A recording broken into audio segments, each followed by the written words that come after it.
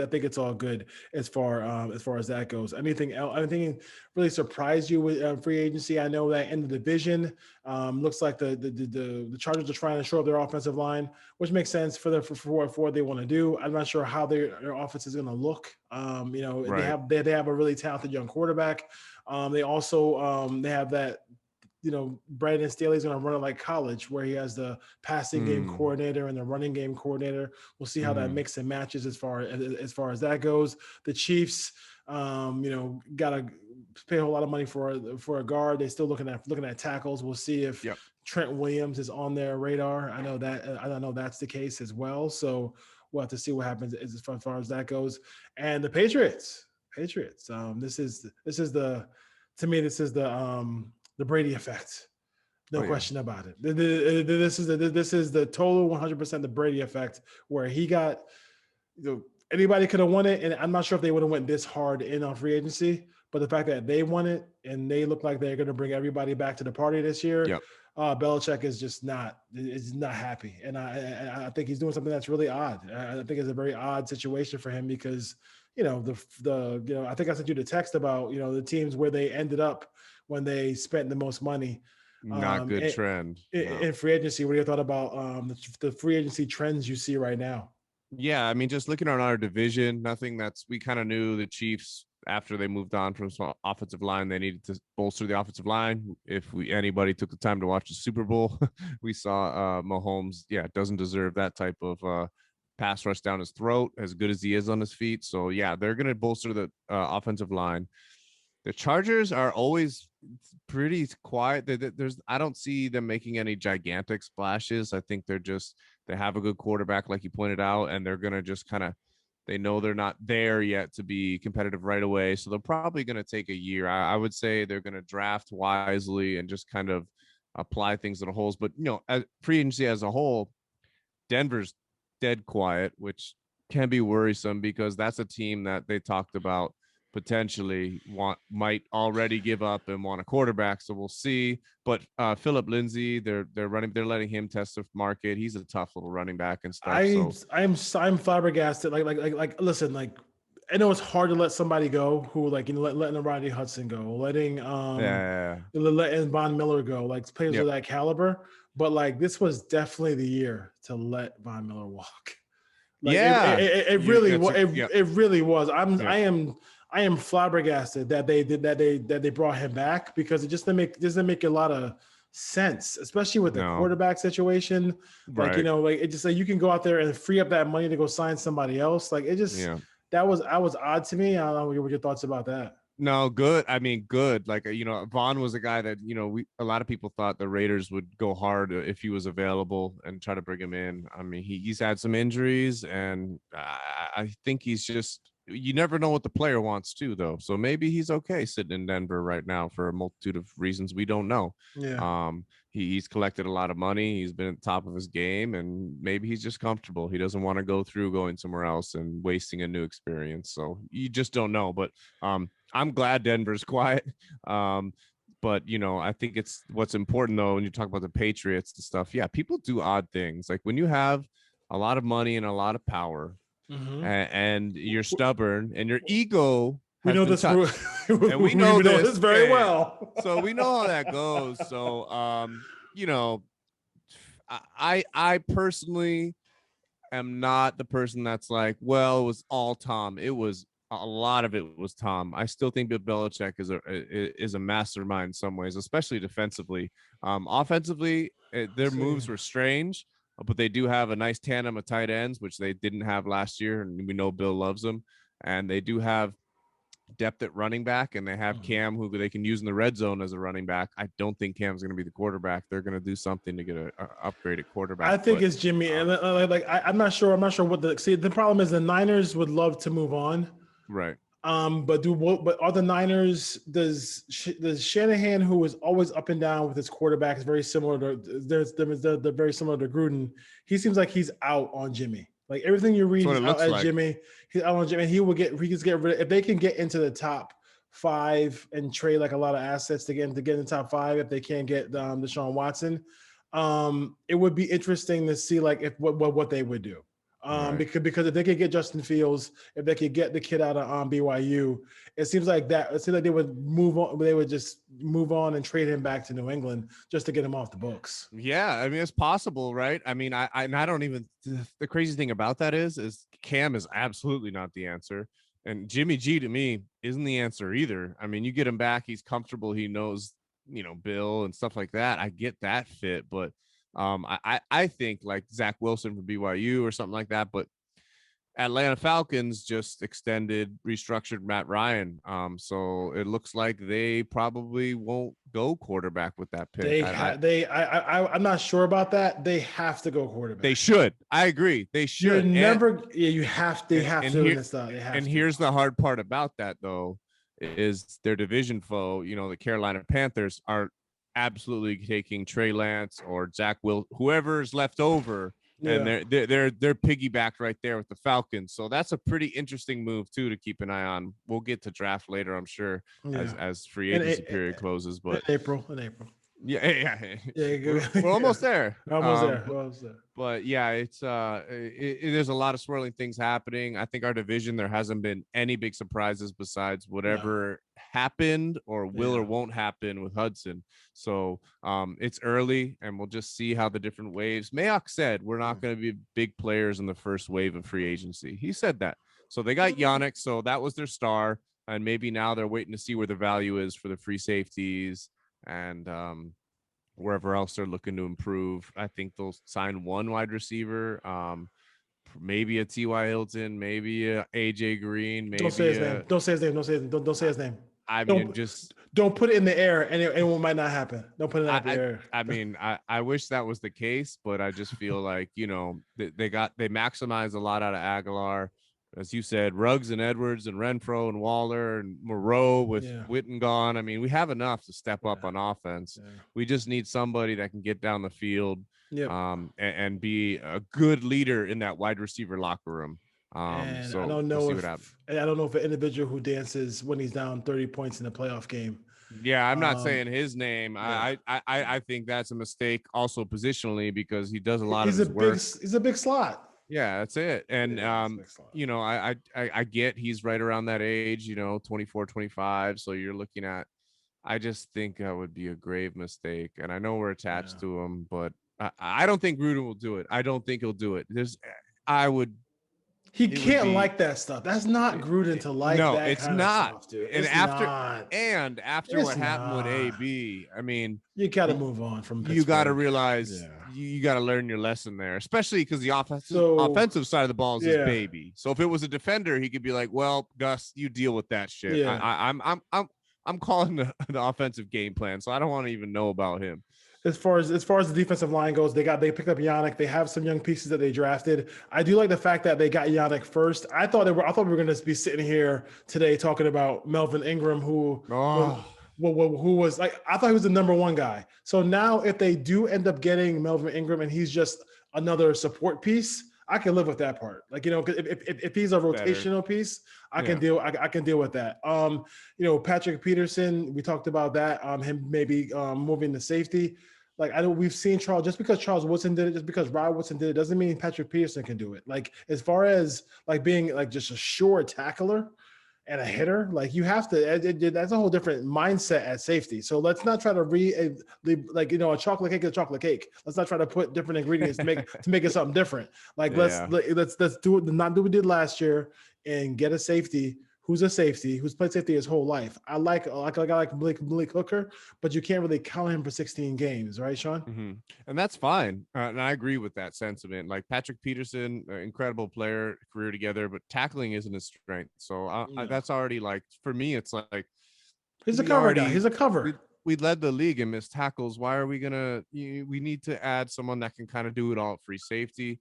I think Malik Hooker brings a lot of value in every way. And I think what you can do with that is you also can have a plan in the draft, right? So you get a guy that may not give you 16 games, but he's still, mid-career prime, and he still has playmaking ability, and then you can draft someone else as well. Again, this is hard because we're still talking. There's so many holes on this team. Maybe not holes, but just they need upgrades. Upgrades, So many just upgrades. upgrades. So it's frustrating. It's a tough job, but they've kind of done it to themselves. They put way too much faith in Eric Harris. I mean, whatever happened with Demarius Randall or whatever last year, something. Man, I'm sorry, dude. I'm sorry that he would have been better. Who knows? Yeah. It's just that tough. was bad. So That was bad. just like they've nixed things with Benson Mayowa and different players that ended up. He had 6 sacks last year. So how do you get how do you F up cheap pass rush? Like Benson Mayowa was cheap pass rush. And he was in Seattle running that cover 3 with Ken Norton Jr. Like, why would you not? Oh, that's crazy. But I mean, Anthony Harris is still out there, so we'll see how that goes. There are some Desmond King, another guy who played for Gus Bradley. So we'll see if that goes by as well. Adam Butler, a guy who I like from New England. As far as defensive tackle goes. I gotta give the Rams props because I think for a team who never has a first round pick, they draft pretty damn good. Like, John Johnson is a third round pick at safety. Yeah. And now he's getting big money, and Taylor Rapp is a really good player too. Like, they do a good job in the later rounds. Less need, so we'll see what the Raiders will do as far as that goes. You mentioned something about backup running backs early. We had like a little quick conversation about James Conner. The reason why we talked about why I don't like him. I just want a little bit more variety. He could handle, like, if you did get James Conner, okay, fine.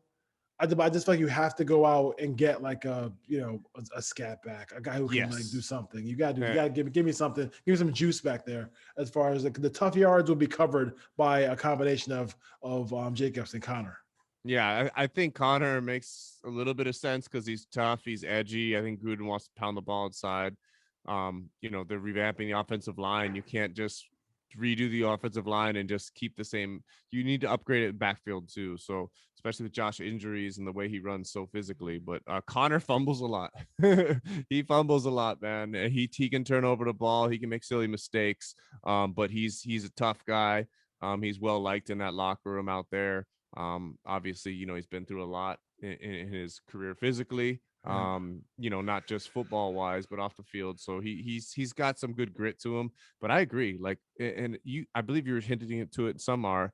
Is this a year you just say, Jalen, he got to go. Sorry, we gotta go. You're good at what you do, but if I'm sitting there in the second, third round and I see a running back drop, which happens often, and you're just like, no, we're not taking this guy because we have Jalen Rashad. No, that's like, we need, give me an upgrade over that. And with mad respect to him, because he did fill out his role well, but it's just, there's not enough big play potential there for him, so he can pass protect. Great. We need somebody that can get 40 yards off a dump. Michael Lombardi was talking about Al Davis, and he said that one of the things that he used to always say is somebody would say, hey, we can get a little better somewhere. And he would say, F getting a little better. I'm trying to get to great. No. Which is like a total Al Davis thing to say, right? Yeah, so you definitely gotta handle that part of it. Updated tweet from our friend Lincoln Kennedy. Lincoln, by all means, come through. That'd be fun. I was told Hudson wanted to be released. Like I said, there's a lot of conflicting and confusing reports out there. Some of these moves are done to save cap space. This is a balancing act when it comes to the cap. So listen, like, if he wants, like, I'm not gonna. I think you sitting there in a room trying to convince him to stay. It's done. It's probably like the wrong move. Like you look desperate, and I think we all know how Gruden looked when he was on the phone, when AB was recording his phone call. Like that's embarrassing. Like, that was really like, maybe he was in a state where you don't need the other person to to say it's okay to record their phone call, because I would have sued the hell out of him for doing that. But Right. it's kind of embarrassing. Maybe he's trying to do that now and save face. But like, listen, you got, if he doesn't want if he doesn't want to break away from the team, I mean, you just gotta you got an in-house person, and maybe the draft, maybe free agency. You gotta do what you gotta do to put together a talented offensive line. You can't. I mean, you trying to plead with him when you haven't won You can't. In 3 years. Yeah. There's no conversation. Like he can Yeah. go to pretty much anywhere else, and he can go to Pittsburgh, he can go to Baltimore, he can go anywhere else where there's opportunity to play center, and go to Miami and get a better result than what the Raiders have put together. Yeah, unfortunately, that's the truth, right? So, and The truth tellers here, we don't lie. The sad part is as a fan, it's like you got one of our best players just basically like, let me go, So it's the more I think about that, I don't have as much confidence in what this team, I just don't know. I feel like the league looks around and sees that, other players see that, other potential free agents see that. Hudson played at Fresno State, so the ACC guys share talks and chats, and you're just looking at it and you're like, it just doesn't look right the way it happened. If it was like, thank you, Rodney, for your time, we're gonna trade you to a team you want to go to. Look, exactly. You don't want to be here. I don't want to be here. Let's call Kansas City. Let's call Miami. Let's see if we can get you there. But instead it's like, we want to trade you. Yeah. Void your guaranteed money and try to like discussion table just to get you to leave. I mean, it's not good. It's not good. So, but life goes on after. So, yeah, I mean, so it's done. Here's how a grown ass man will handle the situation. I'm gonna let you know. Hey, listen, we got to make some changes to the offensive line. We were 24th in efficiency last year, so that's not good enough. We have to run the ball better. This is what we need to do, and we're gonna move on from them. That's how you handle it. That's how you put your big boy pants on and say, hey, listen, I'm gonna go. How much we can't be worse. I feel like the kid we have in store could handle the passing part, and he's able to get to the second level and help with the run game where we need, to get pound Jacobs at times when we have leads in the fourth quarter to help the defense stay off the field. That's how you handle it when you're a big boy. And when you're a big boy, but I think the problem is it just, things have dissolved quickly. With Trent leaving and trading and that not working out, and now Hudson and Gabe. Will Gabe be back? It seems like maybe not. He might be upset about this too. He's under contract though, so like he'll be like, but he may walk into that office and preach a similar tone. I think that's where this whole situation might be like, a situation where they might want to sign a guard before they just say, hey, bring somebody in and then say, okay, Gabe, we'll give you that, because you don't want that door to become a turnstile and say, yes, absolutely. Yeah. So for that part of it, like, I understand the part of them that's saying, hey, we're going to talk to Rodney and say, hey, what can we do to keep this part of the football team together? Is it bringing back Denzel Good? Is it keeping is good? Can you look at the film and say, hey, is Denzel Good enough to play left tackle for a whole season? It seems like he did the whole thing last year. So as far as that goes, so take a quick break and we'll be right back. All right, we'll come back. Back on the Cover 3 Raider podcast, Dwayne Douglas here with Sean, Oahu Raider. Listen, we talked a whole lot about a whole lot of different things, and mostly it was probably the bad of the Rodney Hudson situation, and then the good of them signing Yannick Ngakoue. We'll have to see what comes up next as far as that goes. Around the league, right? Everybody was freaking out also that Donald Penn was in the building. So that's right. Yeah. So people thought Donald Penn was going to actually get signed with the Raiders, but he signed to retire. So I mean, so So that's done as far as that goes. As far as that goes. So we have that. I want to talk about the one thing I'm going to put it in the air, and we're going to talk about it real quick about Juju Smith-Schuster, and I just want to put it out there. So one of the reasons why is not because I feel like TikTok is an app that too many adults are on. I think it should be a kids. It's really a kids app. It's really like a teenage girl app, but people are on grown folks are on it all the time. It's more along the lines of the fact that we have a slot who's pretty effective in Yes. Hunter Renfro. The slot can be a spot where you put Ruggs in so he can get off coverage. Please. Yes. Yeah, exactly. From the football part of it, I see where John might say in his head, we could use a receiver as a red zone target, where Renfro might not be that, but that's what we brought Brian Edwards in for as well. So he made jump ball and stuff like that. He made a great catch in the Denver game at the end of the Denver game. season. Yeah. So that's where I see. I think you have to. Emmanuel Sanders was probably like a guy on the low end who went to he ended up going to Buffalo, who I was kind of interested in because I felt like he could have been that little security blanket. He scored a lot of touchdowns in his career. He can sneaky get behind you and things like that.